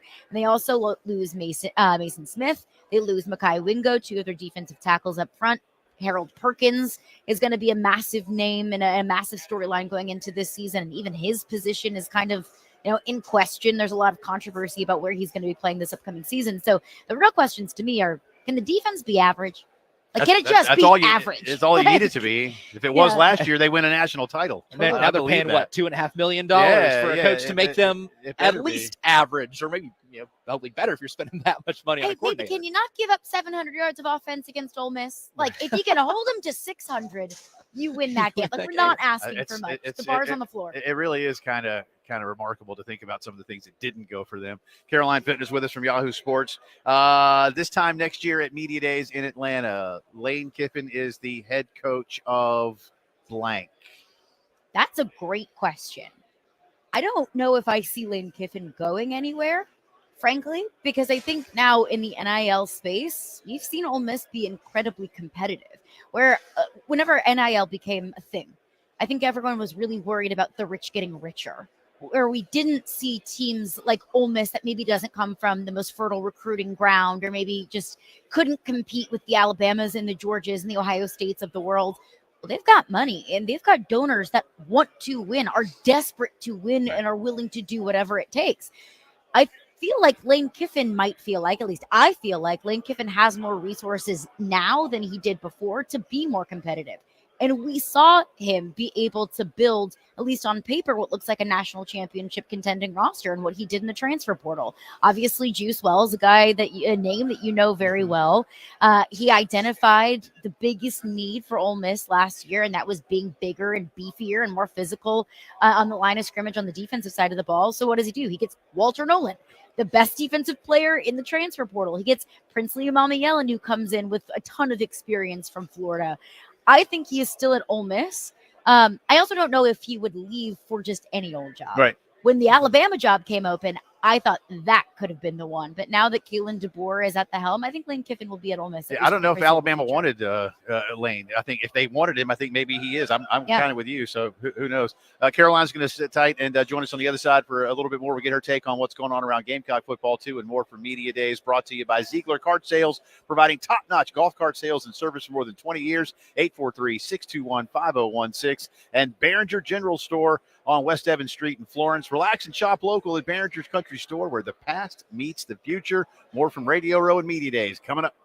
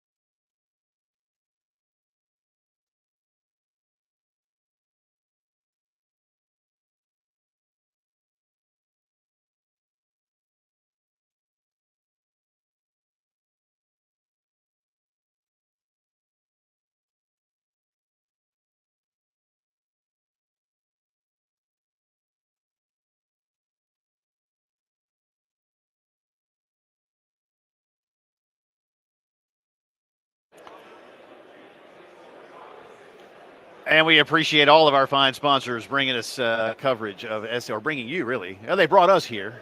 Brought us here so we can Yeah, bring so you we can bring the you coverage, the chain of coverage. command. Yeah, that's right. I knew what I was trying to say. Words, right? If only we didn't have to say them for a living. I had the meat sweats followed by a partial meat coma, so it's not my fault. Can't look at it. I cannot turn behind it's me. Langston's fault, but we do appreciate Langston bringing this barbecue. He's the man. Everything else that he did. What a good time. Caroline Fenton is with us for a few more minutes. She is with Yahoo Sports talking media days. All right. Your perception and those around, I think Shane Beamer is comfortable with South Carolina being under the radar, basically admitting we'll be picked in the bottom third of the conference. And I think he's probably right. But I've also gotten a lot of questions. I don't know how much you've talked about Carolina this week relative to what we have. But I get almost every interview I've done on this row, and I've done a few now this week. Shane on the hot seat, Shane on the hot seat, Shane on the hot seat. Like, no, he's not really on the hot seat. Everybody's seat is warm. But give us your perception of where you think South Carolina is in 2024 SEC football. I think Shane Beamer goes into this season with a microscope, not necessarily a hot seat. When I talk about a hot seat, I'm thinking about Sam Pittman. Yeah. Like Billy Napier. Napier, Are they going to be putting their houses up for sale in the next few months? I don't view that with Shane Beamer because I don't feel like the South Carolina brass has grown to be impatient or has grown to be frustrated with the direction of the program. I mean, let's not forget, this time last year, we were talking about South Carolina beating the number one offense in the country in Tennessee and then arch rival Clemson. We were talking about, okay, like he's got the train rolling. Things are moving at South Carolina. Got derailed by injuries. Right. I mean, the Gamecocks were riddled with injuries last season. So I think my perception this year is, what do we get from Lenore Sellers? Like, do you feel like he can be the guy moving forward? Like, what that equals in a record? Is that 8-4? Is that 7-5? Like, I don't know. I think that this year for South Carolina, it's going to be more qualitative than it is quantitative of, is the team going in the right direction? Is the young quarterback being developed the way that he needs to be? Are the areas of deficiency that we saw last year, offensive line, addressed and improving? Can you keep the quarterback upright? You have a couple of more weapons to work with. And I think if Shane Beamer is able to, quote unquote, steal a game that nobody is expecting South Carolina to win, that's going to be enough to continue to build optimism. So hot seat, no, but of course, questions. Yeah. And stealing games, I like how you phrase that because they're going to be underdogs. And if we just take what the prognostication is for all these SEC teams right now and apply that to the schedule, I mean, they're going to be underdogs in at least 7 games, right? And early on in the season, I think the first 2 SEC games will be the ultimate indicator, I guess maybe litmus test of what this team has ahead of them, because then it's only going to get harder. But the first 2 conference games, you're at Kentucky, and you're home against LSU, nationally televised games that could potentially give you a look as to what you have lying ahead, where you're going to be underdogs in a lot of games. Which one of those you think probably might be the most quote-unquote stealable early on in the season? That's a good question because both Kentucky and LSU, you have new quarterbacks. Where if you play, I believe you get LSU at a good time in week 3, that if you played LSU week 11, we might be talking about a completely different scenario. Early on in the season, you're still figuring things out. Quarterback's still trying to get a hold of the offense, still trying to build rapport with the receivers and with the offensive line. I would say the quote-unquote most stealable is probably Kentucky. I understand you get LSU at home and you have to play Kentucky on the road. It's not like Kroger Field is going to be the most menacing environment. That's a game that you absolutely can win. And I only say Kentucky. I promise this is not me saying it with my purple and gold glasses on. Even though LSU does have a ton of question marks, there's a lot of inexperience at really important positions. Like defensive tackle, I got no experience at that position. Overall, the talent level on the LSU roster is probably greater than it is at Kentucky. Tell folks, Caroline Fenton won on Twitter, but that's just that's a little bit of it, but more of what you're doing this season. Yeah, so I'm working for Yahoo Sports, brand new gig that I'm very excited about. So I'll be doing live streams and podcasts and covering predominantly college football for Yahoo Sports. So you can find that on sports.yahoo.com. You can do yahoosports.com. It redirects. And you can find all of my stuff on Yahoo Sports social media. All right, good stuff. Traveling around a lot this year, too? I'll be staying put for majority of the regular season, but in the playoff, I'll be able to kind of travel around, which I'm so excited about. the new playoff is going to be fun with home games. I'm very excited for our sport for that. Oh my! And I'm thinking about like the surrounding bars and restaurants, Yeah. and they're probably looking at that decision with dollar signs in their eyes. And it's great. And we see regular season environments feel like playoff games, and to actually get, big time games like that, it's just next level. It's going to be fun. Thank you for coming by. Appreciate Absolutely. it. We'll see you around here. More Caroline Fenton 1 on Twitter. She's Caroline Fenton, Yahoo Sports. Final hour of the program coming up. Braden Gall is going to join us. We'll hear interesting conversation Terry had with Brett McMurphy.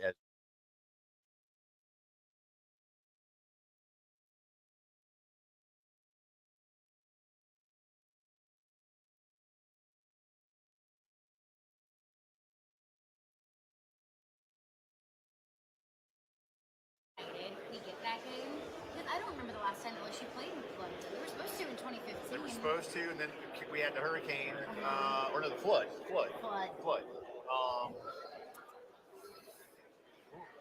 Maybe it was. I know it was Spurrier, but here's why I can't remember the season, but I remember the scenario.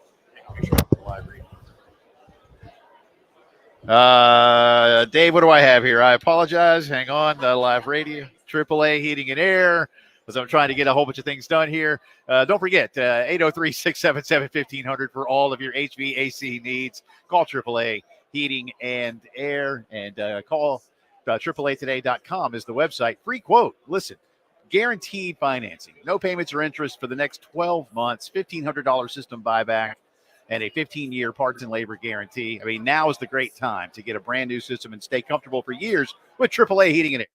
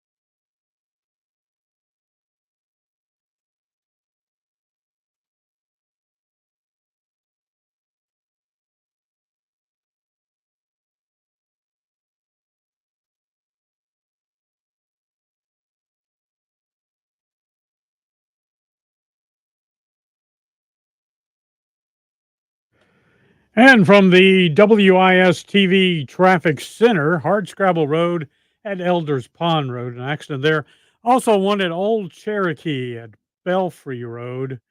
We got South Beltline, Rosewood Drive, an accident at that location too. 321 at I-20, we're looking at a wreck there. Westcott Road at Highbrook Drive, an accident there as well. That one just occurring in the last few minutes. Captain Dave, WIS TV Traffic Center.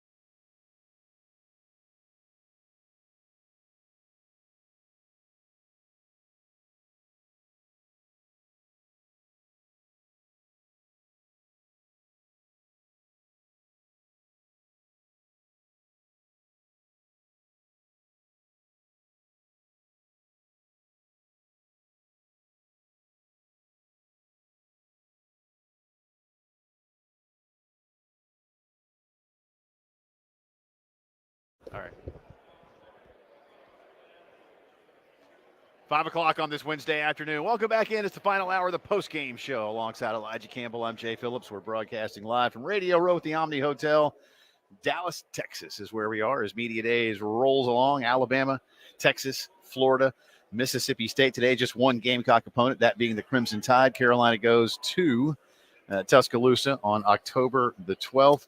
But Texas, I know Terry did a look earlier, Elijah, at some of the numbers around the Longhorn program that would tell you this is not the strongest of programs. It's a very good team, and maybe they are getting there. I want to see it again, and then I want to see it again, and then I want to see it again, and then I'll let you know if you're a strong program in this conference, the way Bama's done it, the way Georgia's done it. I still think those two programs, along with Oklahoma's, are the strongest overall. LSU, Texas A&M, Florida, Auburn have a lot in common. They ebb and flow a little too often. Tennessee would like to get back to where they once were. Maybe they're there, maybe they're not. I don't know They yet. certainly feel like they at least have the coach to keep them in a spot where they're happy. I agree. And I wonder too, look, Tennessee can compete financially with just about anybody, but as a guy like Josh Heupel starting to get on the radar of maybe slightly larger programs should the need arise. Who knows? I mean, I think there were some who felt like, well, once Josh proves himself in Knoxville and Brent doesn't quite get it done, then Josh will come on home. And, maybe not. I don't know. There's some bad blood there right now between those two, which is why when they go to Norman in September, on September 21st, it is going to be a very interesting dynamic, to say the least. But Florida went today, Billy Napier, and he's going to get the questions, and we'll have some of this. We'll certainly have recaps of all that. But and it's still weird, by the way, as a quick aside, it's just still weird that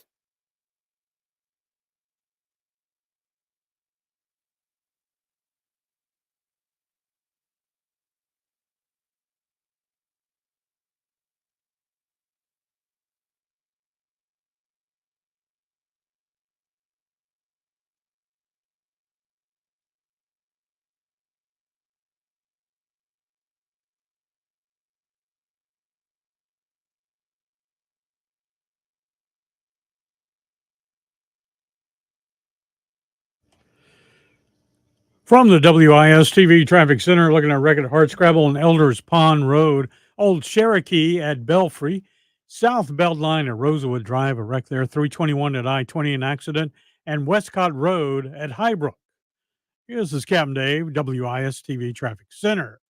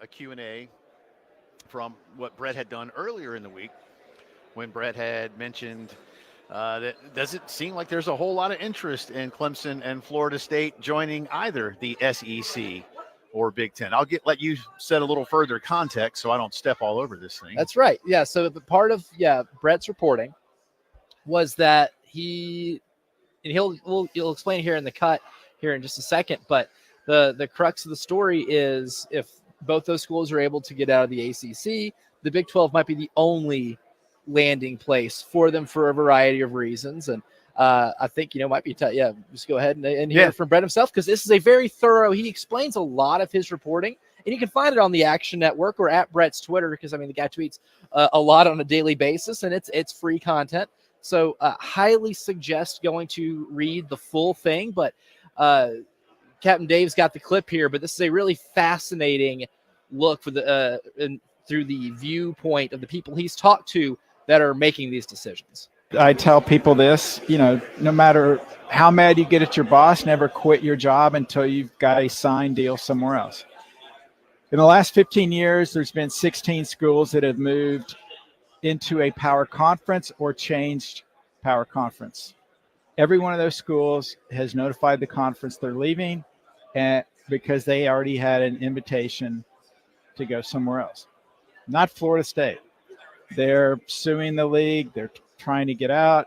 They have nowhere to go. And that's why I reported yesterday at Action Network is, Terry, I talked to, nearly 24 people, commissioners, presidents, conference personnel, athletic directors, TV executives. I'm not talking to nothing against the coaches. I'm not talking to coaches for this type of story. Terry, it wasn't 80%. It wasn't 90%. It was 100% of everyone I talked to said the Big Ten has no interest in Florida State. The SEC has no interest in Florida State. If Florida State and Clemson are the only two to get out of the ACC and the ACC remains intact, so those are only two out, they're not going to have a home in the Big Ten or the SEC. So then what are you doing? You're spending millions of dollars, potentially hundreds of millions of dollars to get out of the ACC, and you're basically taking a gamble where you don't know where you're going to end up. Now, if they get out of the ACC and a judge rules the grant of rights is, invalid, not enforceable, and now everybody can get out, then it's a conga line out the door, and you got North Carolina and Virginia to the SEC. You got Florida State and Clemson to either the SEC or the Big, because then the Big Ten and SEC, if they can get them, scot-free coming out, then SEC goes to 20, Big Ten goes to 20. After they're done getting their teams, Big 12 comes in and gets to 20 with maybe Louisville, maybe Pitt, maybe a Virginia Tech. But if that doesn't happen, then Florida State's in a tough position. And guys, I don't know what they're going to do. They didn't spend this money to go to the Big 12. Like I said, I'm an Oklahoma State. But I'm not saying, Florida State to the Big 12. No. Now, if that's their only option, maybe. But also, if you're the Big 12, do you want to bring in somebody that is looking to get out before they even come in? Right. Some Florida State fans have said, we'll go independent. Private equity will go independent. Hey, that's great. Who are you going to play? Nobody from the ACC is going to schedule you. You can schedule as many Group 5 teams as you want. You want to play Power 5 teams? Okay. They're not coming to Tallahassee, so you're going to play all those games on the road. And, oh, by the way, what TV network is going to give you more money than you made as a member of the ACC? It's challenging. Things change overnight. They could be changing as we're talking right now. But as of right now, they don't have a place. They don't have a home. We'll have to see how this plays out. We're on the station with Terry on the halftime show. It is, look, it's fascinating, and Brett leaves open many possible avenues. I'll say again, big picture, I don't want to see what happened to the Pac-12 happen to the ACC. It would be bad for the sport. And I think it'll be not just the sport. It'll be bad for the system we have in the United States. Yeah. Because the Pac-12 thing didn't need to happen. The Pac-12 thing should not have happened, but it did. And if that can't be a lesson learned, then I don't know what can be. Quite honestly, as well, again, do we need 20 school conferences? No. We don't need that. You're never going to see. I mean, one of the problems that we've all had is you don't see anybody on a regular basis anyway. Now you're going to do that and make it even worse than it was before? Like, that just doesn't make sense. We talked to Andy Staples earlier. Elijah and I did. For those of you who didn't get that, that'll be up on the podcast page as well. And Andy basically, and I pretty much agree with him, said, look, Clemson and Florida State are going to leave the ACC one way or another. They're going to sue to get out. The conference is going to blow up. They want no part of this, and especially Florida State. And if I'm the ACC, I might not want Florida State. But if I'm Jim Phillips and the presidents and chancellors of the ACC, Elijah, I'm going to fight like hell to keep my conference alive. Now, it may mean that I'm inviting some schools in if some others leave. And at that point, if a judge says the grant is unenforceable, wouldn't they have already done that? Like, I don't know. I think so. These are some of the things I'm looking at, and I've talked to some of the lawyers like, man, this thing's good. So it's fascinating, but like Greg Sankey told you and me, hey, listen, Oklahoma and Texas told the Big 12, we don't want to be here anymore. They paid their exit fee. Then they called the Southeastern Conference. What are Clemson and Florida State doing?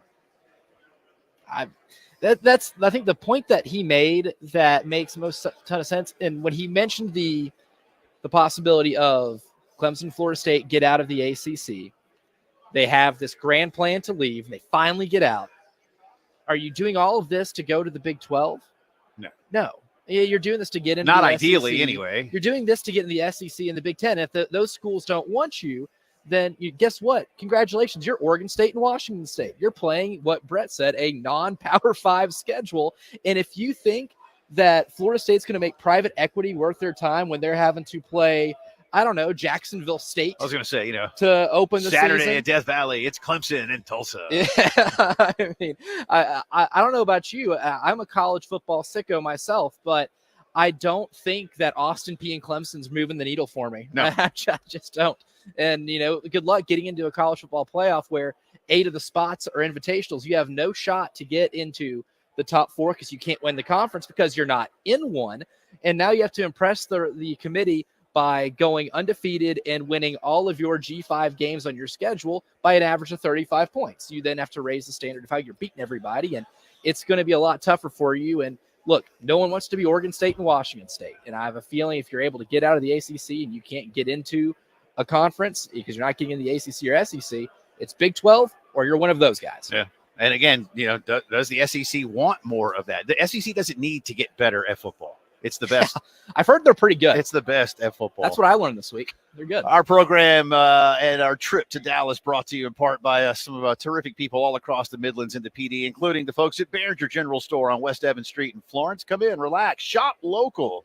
Behringer's Country Store, where the past meets the future, and TEC Equipment Rental, your local Takeuchi dealer. Check them out online at tecrental.com. Braden Gall is going to join us on the other side as we continue our coverage of Media Days. Day 3 from Radio Row in Dallas coming up.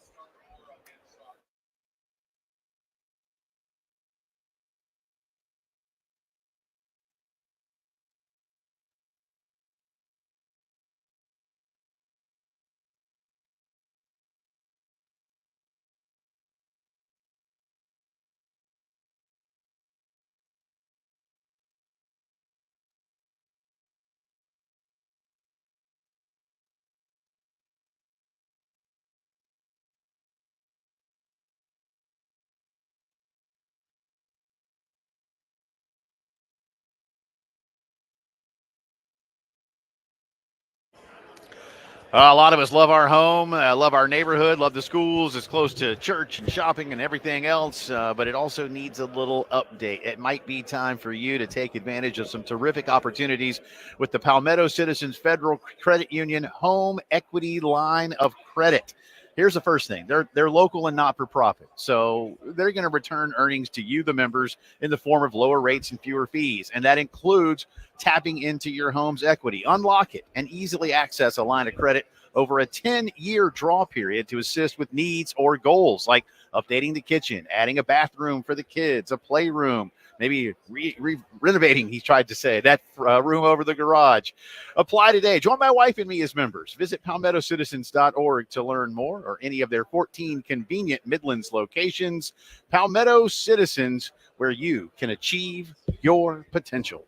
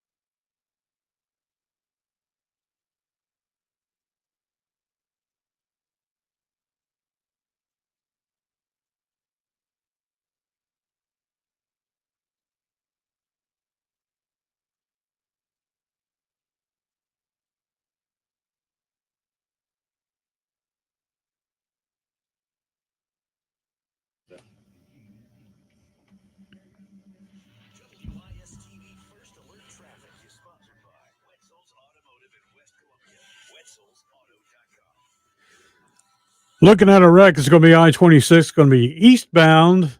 This is now at Broad River Road, exit 97. That is the peak exit. All that construction out there, you know how it is. Craziness anyway, but that is heading into town. 77 northbound at I-20, exit number 16. An accident there, and then a little further up the road, 77 southbound, Killian Road, exit 22, a wreck there. And then we have Westcott Road at Highbrook. That accident is still on the scene, not out of the roadway yet. This is Captain Dave, WIS-TV Traffic Center.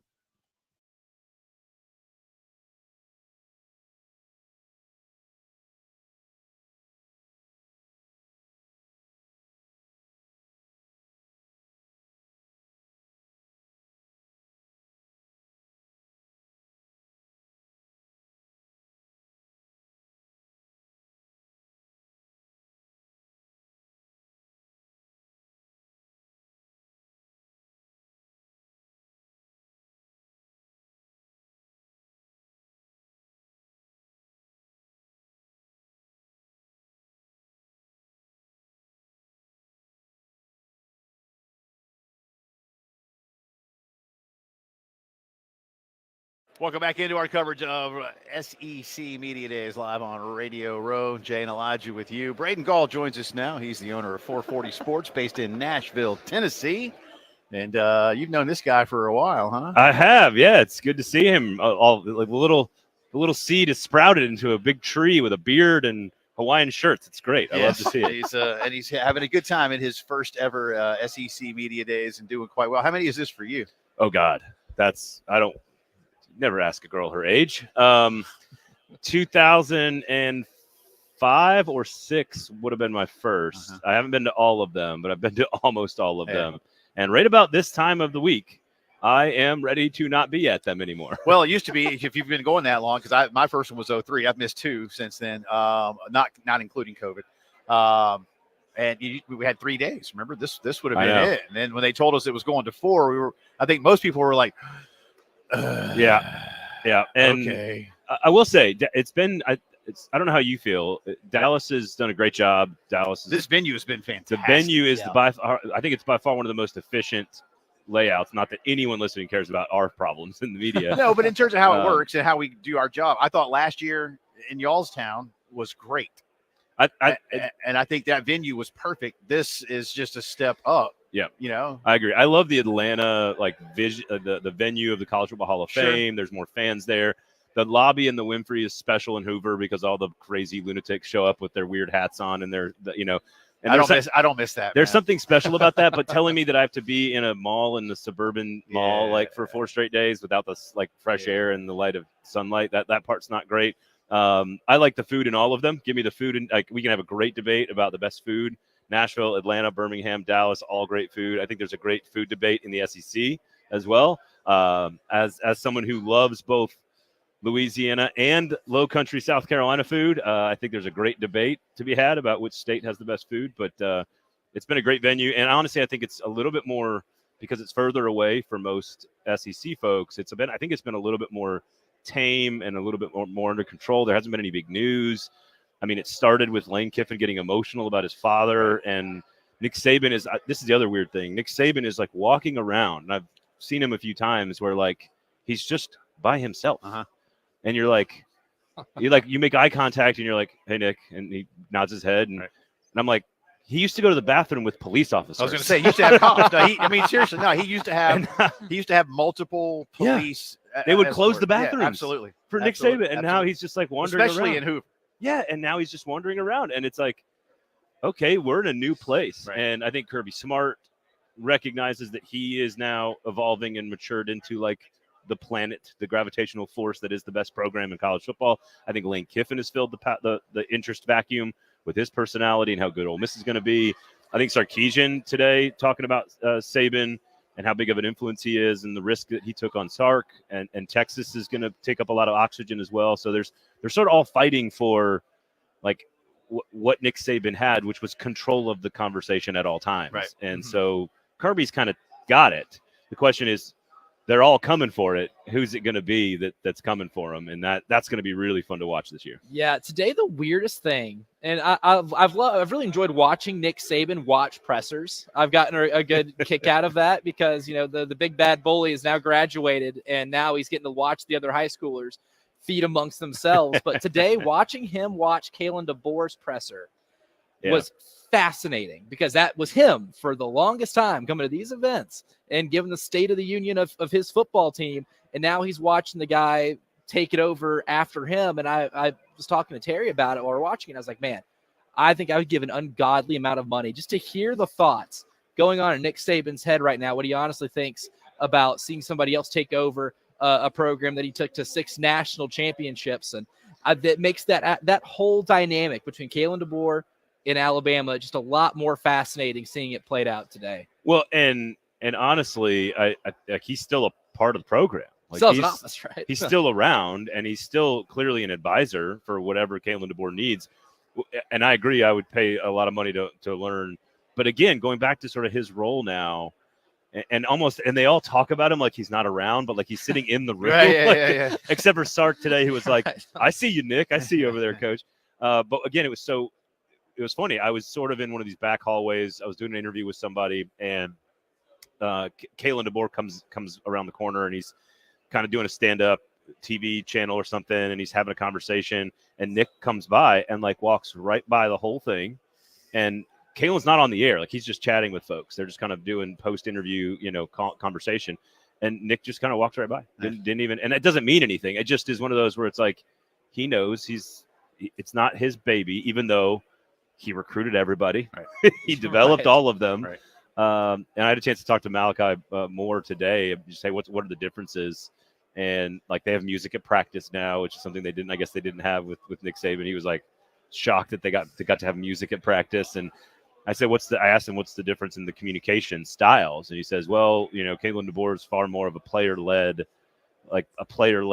kind of culture and identity and communication. He's going to let the player dictate to him what he thinks the conversation should be, and that's certainly not Nick Saban. But also at the same time, Nick Saban was always, if you know him, and I don't know him personally, but if you read about him and know how he functions, it's a very high bar of trust to make his circle of trust, for lack of a better De Niro quote, like to get to that circle is a very, very high bar. But once you're in, he trusts you completely. Right. And it's like, oh, you're managing this part of the special teams? Like, I'm going to vet you for 4 years before you get the job. But now I completely trust you to coach the Gunners on special teams. Right. Like, and it's that absurdity that made him so good. And so that's the question I have about DeBoer. Braden Gall with us, 440 Sports, based in Nashville, but covering the entire Southeastern Conference. One of the themes that Elijah and I have had today, asking a lot of our guests, guys like you that cover the whole thing, your perception of where South Carolina is this week. Shane's talked about kind of flying under the radar. My term, he didn't say it that way, but he knows his team isn't highly thought of. But there's what do you think the perception is? They're not a forgotten team, but at the same time, it's like, oh, well, we thought you were going to be good last year, and then you weren't. Well, where are they now? So some of this is my own. Like, I was one of the few people that probably had them way lower last year. Like, I did not think they were a breakout team. I did not think that I thought the schedule was just way too hard. So I think they're sort of appropriately ranked. And Shane jokingly, at the beginning, in the middle, he's like, yeah, I'm probably going to pick us 14, 15, 16. And that's where I'll probably pick him. So he's not wrong about that. I think there's just a lot needs to happen. Some of the things that happened 2 years ago, like he built up some equity because they won more games than expected in the first 2 seasons. And a lot of the way they did it, which is what I really liked about what Shane Beamer was doing, was it was about decision making. It was fourth downs. It wasn't Beamer ball, but it was sort of like a modernized Beamer ball. It was, hey, we're gonna manage the game extremely well. And that, I think, that's how they beat Tennessee. That's how they beat Clemson. That's how they won some games they probably shouldn't have, and got them ahead of schedule. I think he was a victim of his own success coming into last year. And I was sort of like, guys, the schedule is so hard. I don't think it's fair to ask the South Carolina roster to replicate what they had the first 2 seasons. So all of that to set the stage for, I think they're now finally, from my perspective, kind of building slowly the way they're supposed to. And does that translate to a couple of extra wins this year with an equally difficult schedule? I don't know. I think they're clearly better than the bottom tier. I think they're clearly better than Arkansas, Mississippi State, Vanderbilt.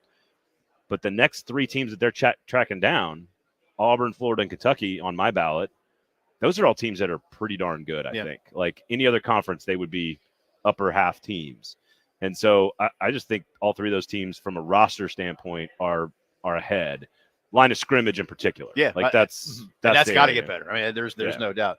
Can you hang around for a second? Sure. All right, good. Because we got one more segment to get to. I want to talk more with Braden about what happened today and look ahead to the final day tomorrow. Our coverage all week long, brought to you by so many great sponsors across the state, including the Anastapula Law Firm, recovering millions for their clients for more than 30 years.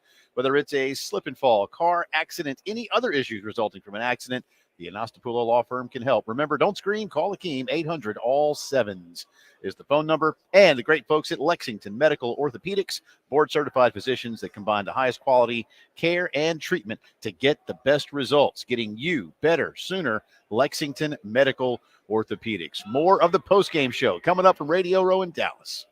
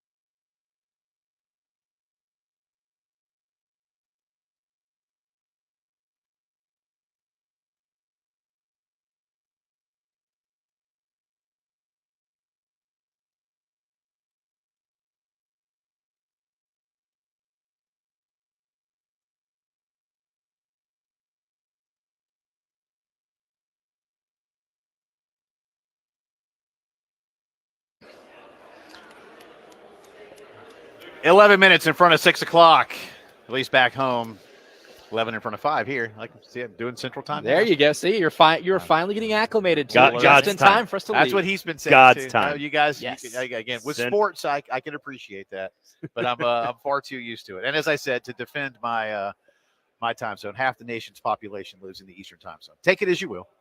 Take it as you will. I mean, if I told Half you the population likes Drake too. So. Yeah. And if I told you half the I'm not in population that lives half. in misery, I think you'd probably agree with that sentiment too. And Uh, maybe say I'm lowballing. trying to, you know. I'm so glad that all of our like literature, art, museums are not decided based on likes. That's true. And what's popular. That's a very fair I'm point. glad that's not the case. That's a very fair point. We wrap this thing up tomorrow, but Braden Gall with us, 440 Sports, based in Nashville, good friend of Elijah's.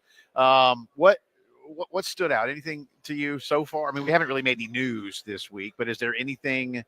This event is becoming very much made for television, not Yes. necessarily for the media. That's not a knock. No, that's the evolution. I think it's great for folks who love college football, who care about this sport, and who want to actually talk ball. And while I know that, House antitrust settlements and ACC lawsuits and NIL contracts and attorneys general suing states and like this and suing the NCAA, like that's all part of having to cover the sport. The best part of the game is still what happens on Saturdays. And honestly, my favorite part of this event this week, to your question, Jay, is that I am so excited for all of the new stuff that we get as fans this year. And it's I don't think we're ready for all of the, again, Ole Miss, Missouri, and Tennessee could all finish 10-2 and have not played each other and could all be tied in the standings. And we're like, how do you settle a tiebreaker between three really good teams that never played each other? And Cage match. That's just Coin like toss. I'll just put Smokey Dog up again, let's put the mascot. But the point being that we've got Georgia at the top, probably with Bama and Texas in the top tier. Then you have this other extremely talented group of teams that are in any other conference among the best. Ole Miss, Missouri, Tennessee, LSU, Texas A&M. I think Oklahoma's at the bottom of that list, but you could probably put them in there. Florida, Auburn, and Kentucky, as I already said, I think are pretty good football teams. We have an unprecedented season with an unprecedented playoff. We have unprecedented quarterback play on all the best teams with a new coach at Alabama. If you are not excited about what we are going to see on Saturdays and then have fun discussing why we like LSU, why we think Tennessee's good, why I don't trust Oklahoma's schedule. I think A&M could be sneaky good by the end of the year. That to me is really what this is all about. And honestly, I think Saturdays in the fall, through all of the changes in our sport, Saturdays in the fall will not change. Williams-Brice Stadium is going to be exactly the same. You're going to see the exact same pregame warm-up. You're going to have the exact same shirt on, cooking the exact same barbecue. I'll hold my tongue on what you cook the barbecue with because I know where I'm talking, but you're going to do all those same things. And you're going to do it with your kids, and you're going to do it with your grandfather and your dad and your mom, and it's going to be, you're going to sing the same fight song, and you're going to sit in your same seats, and it's going to be awesome. Yeah. And that doesn't change. And that's what I'm excited about. And being here has only cemented the fact that we have no clue how this season is going to play out. Georgia could lose 2 games, not win the SEC, and then go win the national title. Easily. Definitely. It's unprecedented. That's an unprecedented sentence. Right. It's weird. Yeah. It's weird to say. And we've only had 1 2-loss champion ever. Yeah. But sticking with the theme of change and maybe not changing, I thought you had a really cool prompt this week that you were going to ask all the players about for 440, asking from a student athlete standpoint, with all the changes in the sport, how has what is it like through your experience, through your scope, your viewpoint? What were maybe some of the more interesting responses you got when talking to the athletes this week? Almost all of them to a person are talking about NIL. Malachi Moore today was like, I call myself a pre-NIL baby. I thought that was funny because there's a lot of the older guys that are here, they didn't get much, and they're seeing 18-year-olds driving around in $100,000 cars, and which again I think is great. I think it's great for the game. But there's not I think I went into it expecting, a lot more from a personal development standpoint, managing time, a lot of different answers, but almost every single one went right to, and that's where, as a reporter, you have to sort of let the story take you where it wants to go. And every player, every one of them that I asked that to said it is NIL. It's not revenue sharing. It's not collective bargaining. It's not realignment. It's not 12-team playoff. But I take that back. It's NIL and the video game. A whole lot of the video. I should have said that first. It's NIL and the video game.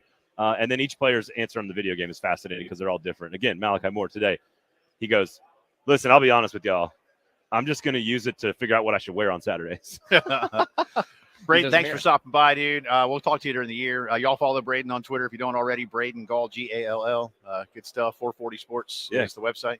Great to see you guys. Yeah, good stuff, man. I mean, it's okay to see Elijah, I guess. Yeah, no. Well, and it's great. It's good to meet you, and he's got so many good folks from a great sports town like Nashville, Tennessee. Tomorrow, Arkansas, A&M, Auburn, and Kentucky. So a couple more Gamecock opponents. We'll get into all of that for you too. And again, thanks as always to Forest Lake Travel, the official travel agent of the Game Network. Family vacation, road trip, business, whatever you need. Forest Lake Travel can take care of it for you. 803-738-1520, forestlake.travel.com. At Mr. P's Pool and Pool Supply, expert pool services, Dillon and Florence, your go-to source for above-ground pools, 843-841-0900. Captain Dave, thank you. Appreciate it. Elijah, good work. And thanks to all our guests today, Braden and Ryan and Langston and Caroline. What a day. We'll wrap it up tomorrow. See y'all then.